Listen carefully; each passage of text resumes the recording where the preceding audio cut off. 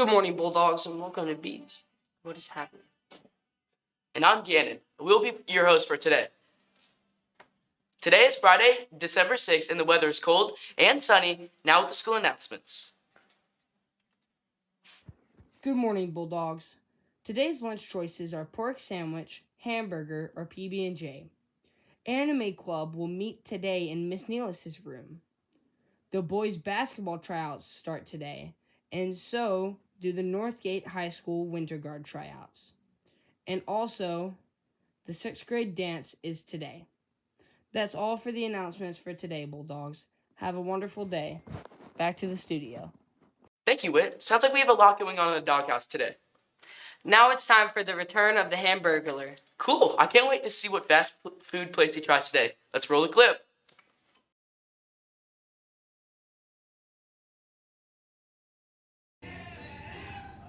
Alright, thank you again, everyone. Today I am at Burger King, and here I have a hamburger. For this burger, I'm going to be reviewing the toppings, the condiments, the meat, the bun, the cheese, and the overall taste. So, each of the ratings, I'll do a rating out of 10. Let's see what toppings are on this. It's got lettuce, onions, tomatoes, pickles.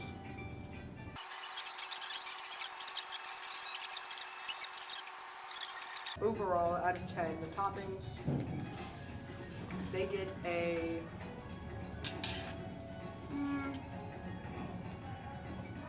toppings get a 9 out of 10. Next, the bun.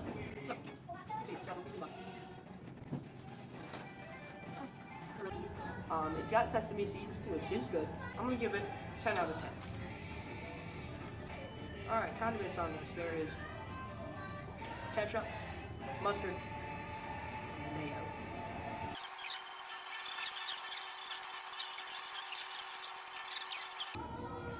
Eight out of 10.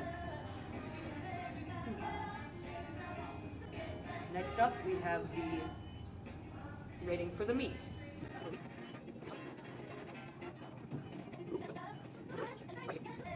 Seven out of 10 for the meat. Finally, the cheese. I'm gonna try to get some of that cheese. Here.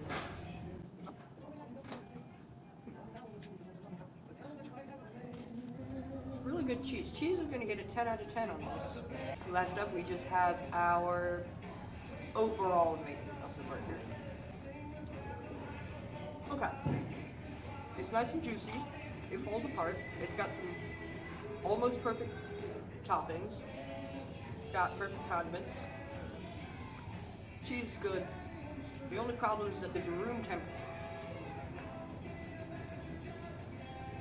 So, it's gonna get a 9 out of 10. So in the end, totals up to being a 9 out of 10 burger. Almost perfect. So, an almost perfect burger. Well, back to you in the studio again in your wit. Thanks, Luke. I'll have to try that burger. Yeah, same. Hey, did you know that 6th grade is learning about World War II? Oh, yeah, that was actually my favorite thing to learn in social studies. Yeah, me too. I love World War II.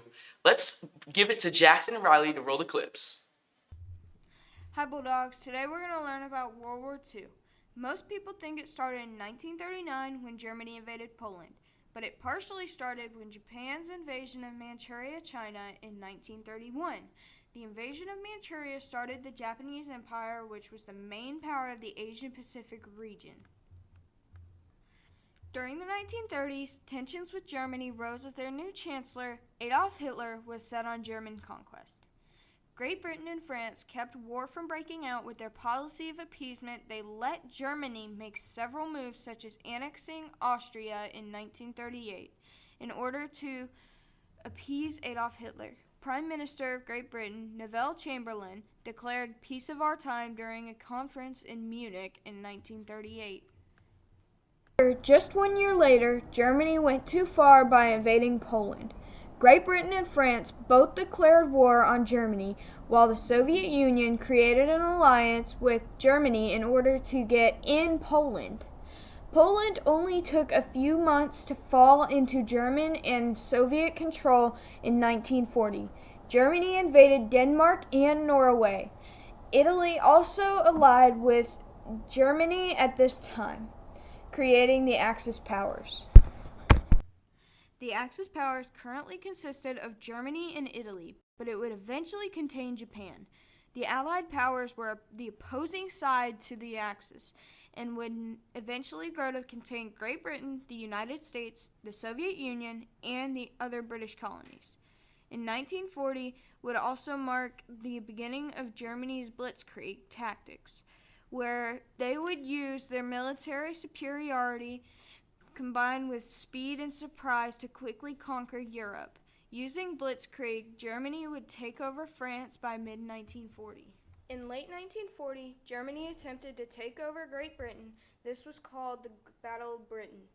The Battle of Britain would last several months, but in the end, Britain would defend their island. Up to this point, the United States mostly stayed out of the conflict.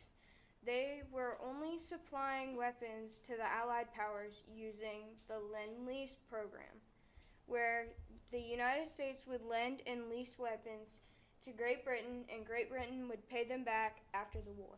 In 1941, Germany decided to betray the Soviet Union by launching Operation Barbarossa, an attempt to take over the Soviet Union.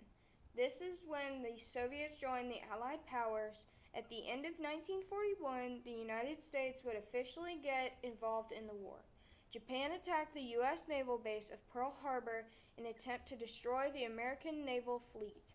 After the attack, the United States declared war on Japan, and Germany declared war on the United States. During 1942, the Axis and Allied powers were locked into war with crucial battles such as the Battle of Midway and the Battle of Stalingrad.